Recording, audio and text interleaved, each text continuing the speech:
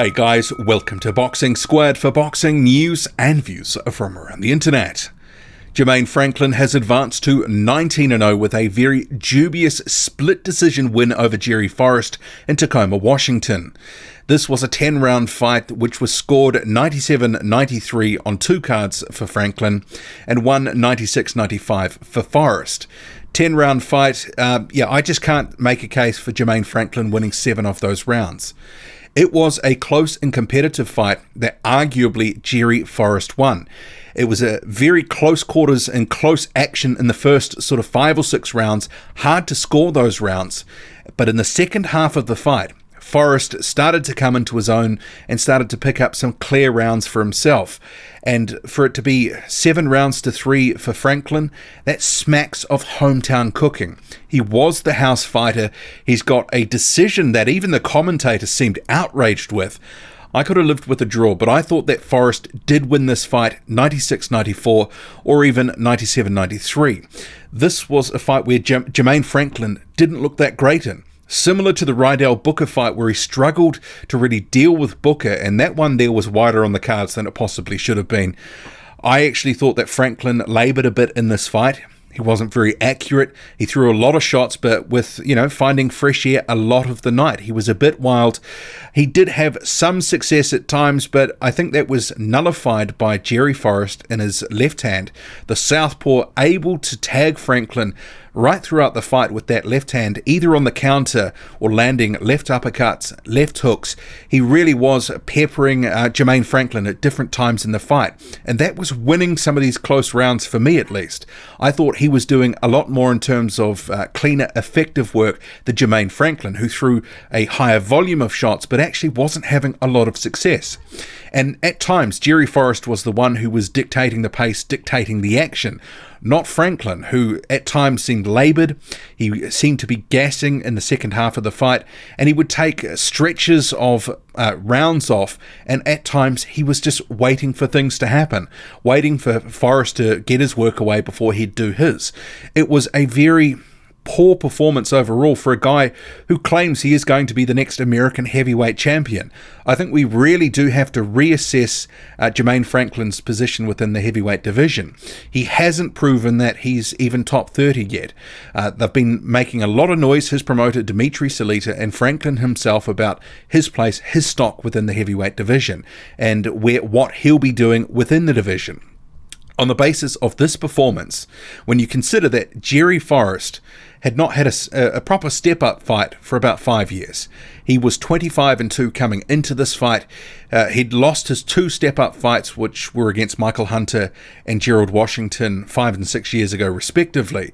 And really, since he'd been fighting Neville Nobodies, he didn't really have anything on his record to speak of. He came into this one with a 18 win streak, but it was against, a whole slew of low-level journeymen. So this was a clear step up for Forrest since his earlier losses in 2013 and 2014 respectively.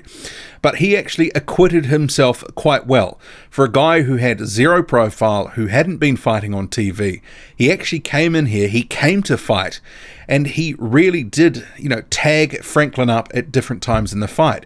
A couple of occasions, including in round 8, where he did actually look like he hurt Jermaine Franklin with some of his left hands that he was landing.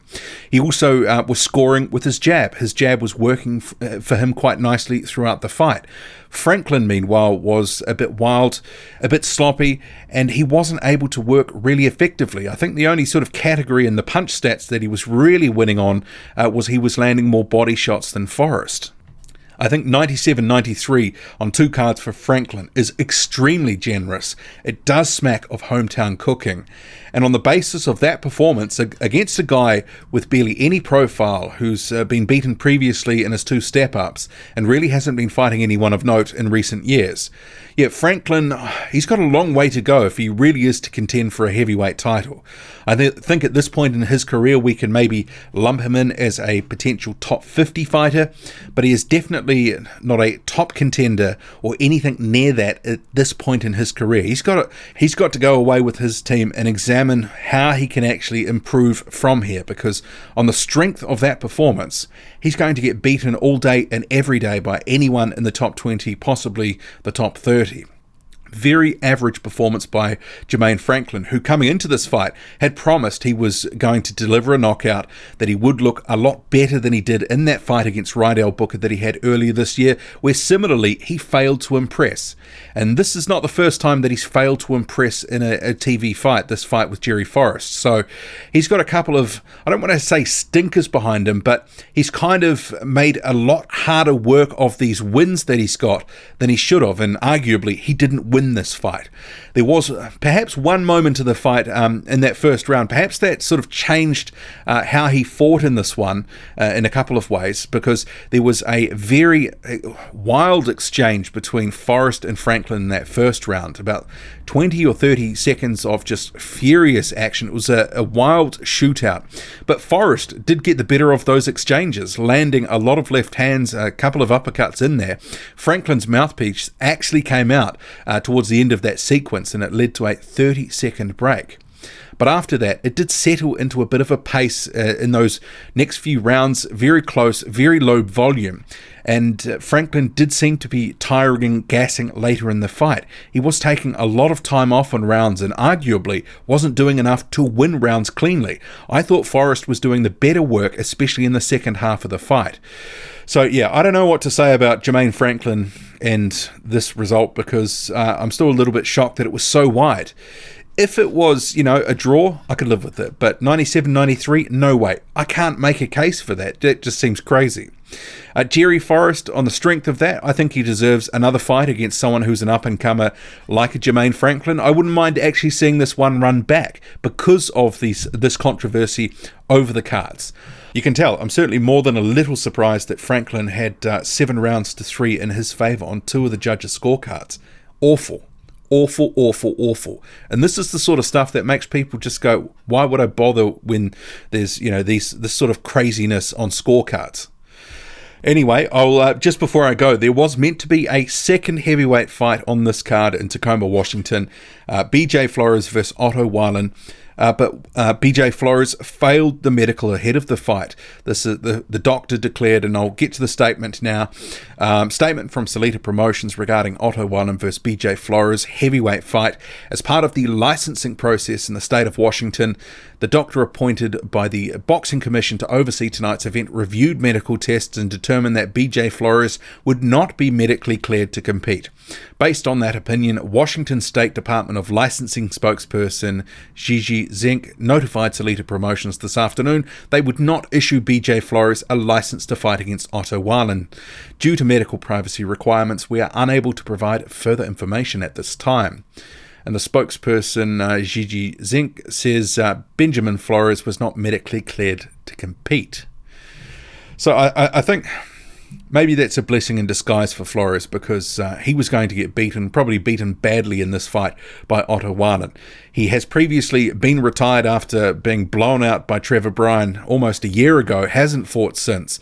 He was sort of dug up for this fight, and perhaps for his sake it was lucky that it didn't go ahead.